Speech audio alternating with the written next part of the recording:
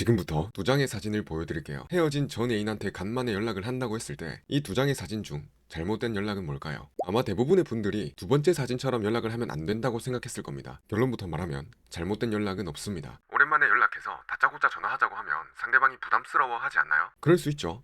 아니, 그럴 가능성이 높죠. 하지만 상대방이 내 전화를 받을 성격이라면 어설프게 뭐해? 잘 지내? 이런 안부를 묻는 카톡보다 전화가 훨씬 효과적입니다. 오히려 카톡도 안 남기고 곧장 전화하는 게 더 좋을 수도 있습니다. 딱딱한 텍스트는 상대방으로 하여금 이성적으로 생각할 여지를 주지만 내 목소리를 들려주는 건 조금 더 감정을 건들 수가 있으니까요. 그렇기 때문에 평소 전화를 더 편해하던 상대방이라면, 혹은 거절을 쉽게 하지 못하던 상대방이라면, 혹은 다른 직관적인 이유가 있다면 누군가에겐 부담스러울 수 있는 전화가 내 상황에서는 더 괜찮은 방법일 수 있다는 겁니다. 그래서 중요한 건 우리가 어떤 말로 다시 연락을 하느냐보다 상대방이 어떻게 반응할 사람일지 생각해보는 거예요. 하지만 상대방이 어떻게 반응할지 도저히 모르겠는 경우라면 어떻게 해야 될까요? 그렇다면 아무래도 보수적으로 접근하는 게 낫겠죠. 헤어진 뒤에 짧든 길든 공백기를 가지는 게 재회에 도움이 되는 경우가 많다는 거를 이 영상을 보고 계신 분들이라면 이미 알고 계실 거라 생각합니다. 하지만 지금부터 말씀드릴 이 두 가지를 모른다면 공백기를 잘 보내고도 첫 연락에서 무너질 가능성이 높습니다. 간만에 연락할 때 첫 번째로 유념해야 될 건 상대방은 나를 기다리고 있지 않을 가능성이 높다는 사실이에요. 나는 아직 그리워도 상대방은 이미 관계를 정리했을 가능성이 큽니다. 나에 대한 미운 감정은 없어졌어도 연애 감정 역시 거의 없어진 상태일 수 있다는 거죠. 하지만 많은 분들이 첫 연락부터 장문의 톡을 보내거나 편지를 쓰거나 몇 마디 하고 난 뒤에 바로 진심을 담긴 본론을 얘기하곤 합니다. 그럼 상대방의 반응은 어떨까요? 내 말을 듣고 생각해보기도 전에 방어적인 마음이 훅 올라와서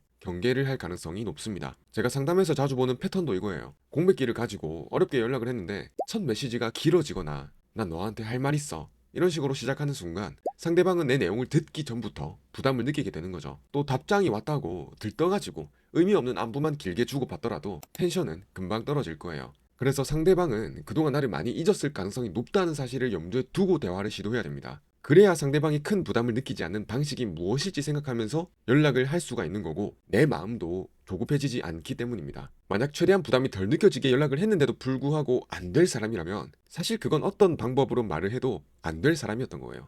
다음으로 간만에 연락할 때 유념해야 될 두 번째 내용은, 진심보다 중요한 건 상대방과 내가 대화라도 다시 되는지 여부 그 자체입니다. 공백기를 가진 뒤에 첫 목표는 설득을 하는 게 아니라 대화라도 되는 친밀감을 회복하는 거예요. 그런데 문제는 이 친밀감이라는 게 아무리 이전에는 누구보다 가까웠던 사이였을지라도 헤어지고 시간이 지난 이 시점에서는 서로 연락 한두 통 주고받았다고 해서 바로 회복되는 게 아니라는 거죠. 예를 들어서 내가 잘 지내? 라고 보냈고 상대방이 응, 잘 지내 이렇게 답했다면 적어도 반응은 있는 거예요. 하지만 거기서 대화가 이어지지 않으면 아직 상호성, 즉 친밀감이 회복될 가능성은 없는 상태인 거죠. 그래서 중요한 건 내 진심의 깊이가 어느 정도일지 보여줄 게 아니라 상대방이 지금 어디까지 나와 대화할 의향이 있느냐를 파악하는 겁니다. 다시 말해서 상대방은 나와의 관계에 대한 별 생각이 없는 상태에서 나한테 연락을 받은 거라면 그 상황에서 나만 진지해지면 그건 진심을 잘 전달하는 방식이 아니라 부담만 주는 방식이 된다는 거죠. 그래서 공백기 이후의 첫 접근은 내 진심을 다 꺼내놓는 자리가 아니라 다시 대화가 통하는 사람인지 확인하는 순간에 더 가깝습니다. 그럼 어떻게 해야 될까요? 내 마음이 쉽지가 않아서 그렇지 사실 방법은 아주 간단합니다. 가볍게 안부를 묻고 짧게 근황 얘기를 하고 상대방의 반응에 따라서 내가 먼저 대화를 종결하고 물러나는 것만으로도 상대방의 방어벽을 조금이라도 더 허물 수가 있습니다. 그렇게 상대방의 방어벽이 낮아지게 된다면 내가 연락하기 전까지는 내 생각을 거의 안 했을지라도 연락 이후에는 잠깐이라도 나를 떠올릴 여지가 생기는 거예요. 그리고 그것이 친밀감을 회복하는 씨앗이 되는 거죠. 네, 오늘은 이렇게 공백기를 가진 뒤에 오랜만에 연락할 때 주의해야 될 두 가지 내용에 대해서 말씀드려봤는데요. 100명의 내담자가 오면 100개의 이야기가 생기는 것처럼 각 개인마다 그 특수성을 고려해야 됩니다. 그러니까 제 영상을 참고 정도로만 활용해 주신다면 좋겠습니다. 만약 내 상황에 딱 맞는 조언을 구해보고픈 분, 답답한 마음을 해소하고픈 분이라면 영상 하단에 고정 댓글을 참고해 주세요. 영상 시청해 주셔서 감사합니다. 다음 영상에서 또 뵐게요.